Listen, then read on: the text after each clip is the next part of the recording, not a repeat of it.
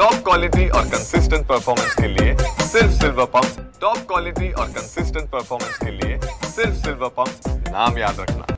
नुकताच मुंबई येथे मुख्यमंत्री युवा प्रशिक्षणार्थी जे आहेत त्यांचा भव्य असा महामेळावा मुंबई आझाद मैदान येथे पार पडलेला आहे।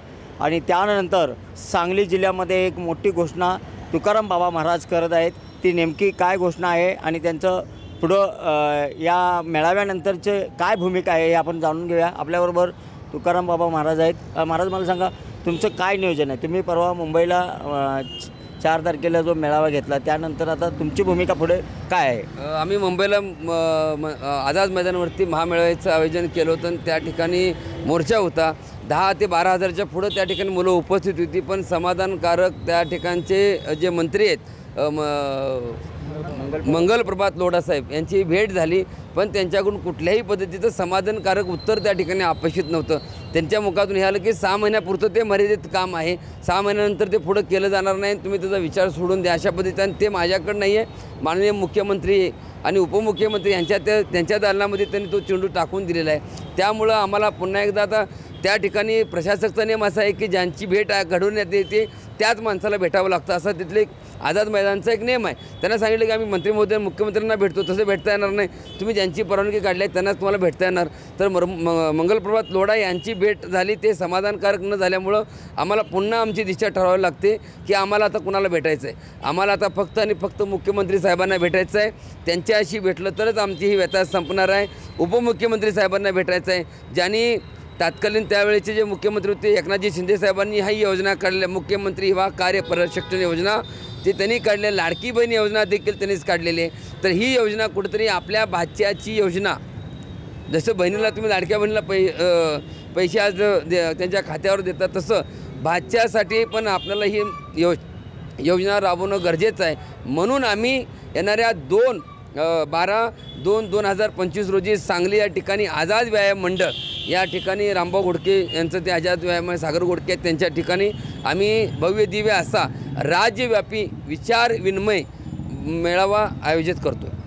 या मेळाव्यात काय दिशा ठरणार आहे? आंदोलनाच्या भविष्यात काय असणार आहे? रूपरेषा काय?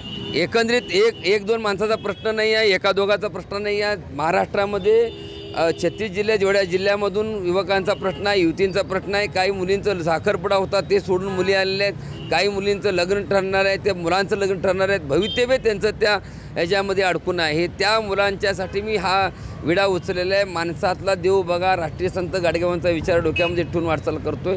हे जर तरुण पिढी जर भरकटत गेली, त्या नोकरीच्या आशेनं त्या ठिकाणची परिस्थिती बघितली तर बघवत नाही आहे।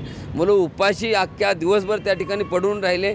प्रशासकांना काही घेणं देणं नाही, पोलीस डिपार्टमेंटला काही घेणं देणं नाही। एवढी अवस्था त्यांची बिकट होती की रात्रीच्याला तिथंच फुटपाथवरती पडून राहिले। मला ते स्वतःला बघवलं नाही, मी स्वतः 3 दिवस त्या ठिकाणी होतो। मग भरत शेठ गोगावले साहेब आहेत, माननीय मंत्री महोदय, त्यांच्याशी मी चर्चा केली। शिरसाट साहेब आहेत, त्यांच्याशी, ते दोघांनी पण मला समाधानकारक उत्तर दिलं। पण माजी माननीय मुख्यमंत्री एकनाथजी शिंदे साहेब, उपमुख्यमंत्री एकनाथजी शिंदे साहेब, मुख्यमंत्री देवेंद्रजी फडणवीस साहेब, अजित पवार साहेब यांची भेट घेऊन ह्या मुलांची व्यथा सांगून ह्यांना मुदतवाढ तुम्ही द्या, काही करा, पण ह्यांना मुदतवाढ द्या। ह्यांना मुदतवाढ जर दिली तर ह्यांचं भवितव्य, यांचे लग्न ठरतील, भविष्याचा प्रश्न आहे। एखाद्या माणसाला तुम्ही 6 महिने खायला घालता आणि 6 महिन्यानंतर सांगता की तुम्ही बस आता उठा, तुमचं जेवण झालेलं आहे, तुम्हाला परत जेवण मिळणार देणार नाही। मग ह्यांना प्रशिक्षण जे आहे हे ह्यांना काम म्हणून दिलं गेलं, कशासाठी दिलं गेलं? त्याच्यामध्ये तुमचा एक पॉईंट आहे, म्हणजे 4.9 नुसार राज्यव्यापी म्हणजे त्यामध्ये तुम्ही तरतूद केलेली आहे। आणि स्वतः माननीय मुख्यमंत्री एकनाथजी शिंदे साहेबांचे एक क्लिप माझ्याजवळ आहे, तुम्ही ती क्लिप ऐकू शकता। त्या क्लिपमध्ये त्यांनी देखील सांगितलेलं आहे की बाबांनो, हे जे आंदोलन आहे किंवा हे जे मुलं आहेत, जशी लाडक्या बहिणीसाठी आम्ही योजना आणतोय, तशी लाडका भाऊ म्हणून देखील आम्ही योजना आणणार आहे। आणि ती योजना ज्या ठिकाणी काम करतात त्याच ठिकाणी ती योजना पूर्ण होईल, अशाही पद्धतीची घोषणा माननीय तत्कालीन मुख्यमंत्री एकनाथजी शिंदे साहेबांनी त्या ठिकाणी दिलेले आहे। आमचं म्हणणं काय आहे की जे आहे या ठिकाणी ऐकू शकताय तुम्ही की त्यांनी काय म्हणले ते, हो का? मी म्हणालो लाडक्या भावांचं कधीपासून प्रेम आलं, सगळे तर भाऊ गेले निघून, पण बोललं लाडक्या भावानं पण आम्ही करणार। देशातलं पहिलं राज्य आहे प्रशिक्षण भत्ता 6,000, 8,000, 10,000 माझ्या पोरांना, युवकांना देण्याचा निर्णय आमच्या सरकारने घेतला। आता ते 6 महिन्याची ट्रेनिंग करतील, तिथं त्यांना परमनंट जॉब लागेल. 6 महिन्याची ट्रेनिंग करतील आणि त्याच ठिकाणी त्यांना प्रमोट करण्याचं आश्वासन माननीय मुख्यमंत्री तत्कालीन मुख्यमंत्री एकनाथजी शिंदे साहेबांनी दिले. माझी विनंती आहे, ब्रह्मा विष्णू आणि महेश हे दत्त महाराजांची आम्ही पूजा करतो, पण आम्ही हे तरुण मुलं जर समजा माननीय मुख्यमंत्री एकनाथजी शिंदे साहेब, माननीय देवेंद्रजी फडणवीस साहेब, अजित पवार साहेब यांनी जर ह्या मुलांच्यासाठी हा जर निर्णय उचलला तर जसं मंदिरामध्ये दत्ताची मूर्ती बसतात आणि त्या ठिकाणी स्थापना करून त्या ठिकाणी आनंद व्यक्त करतात, तशी या तिघांची मूर्त्या मी देखील स्वतः गळ्यात घालून फिरायला तयार आहे. पण ह्या मुलांना त्या ठिकाणी त्यांना आहे त्या ठिकाणी मुदतवाढ भेटून त्यांना न्याय भेटला पाहिजे. न्याय जर भेटत नाही, पुढली दिशा काय आहे आणि कशा पद्धतीने असेल हे आक्रमक भूमिका येणाऱ्या काळामध्ये तुम्हाला बघायला भेटेल. आणि त्याचं पुढचं नियोजन हिंसक नाही, वादविवादाचं नाही, ह्या मुलांच्यावरती केस गुन्हे झाले नाही पाहिजेत, ह्या कुठल्याही गोष्टी नाही झाल्या पाहिजेत. ह्या मुलांचं भवितव्य आज ह्या एका कागदामध्ये 28 तारखेच्या आत ते संपणार आहे.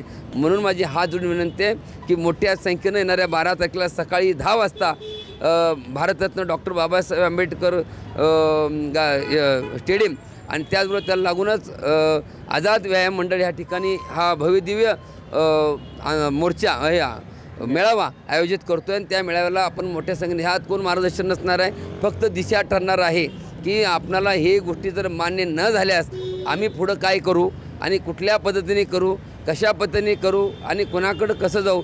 आम्हाला जर जिवंत उठून मारण्याचा विचार देतच असेल तर आम्हाला आमच्या पद्धतीनं हे तरुण पिढी महाराज भरकटच गेल्यानंतर काही नाही. बहुत गई थोडी रही थोडी तो अबजाय.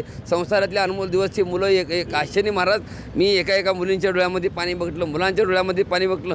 एवढी तब्येत त्या मुलांची एवढी मोठ्या प्रमाणातली त्यांच्या रडण्याचा आक्रोश बघितला आणि मी ठरवलं की मंदिरं देवळं बांधण्यापेक्षा, पूजापाठ करण्यापेक्षा ह्या माणसांच्या वर्तणुकीवर परिवर्तन होण्याची संधी प्राप्त आहे. मी 100% जास्त वेळ घालवणार आहे. नक्कीच आपण पाहू शकता येणाऱ्या 12 तारखेला तुकाराम महाराज यांच्या नेतृत्वाखाली जो मेळावा होणार आहे त्यात आरपारची लढाई होणार आहे.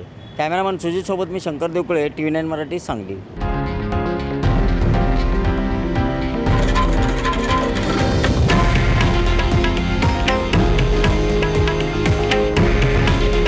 हे आहे देशातील नंबर 1 न्यूज नेटवर्क आणि आपण पाहत आहात TV9 मराठी. काळजी तुमची, हित महाराष्ट्राचं.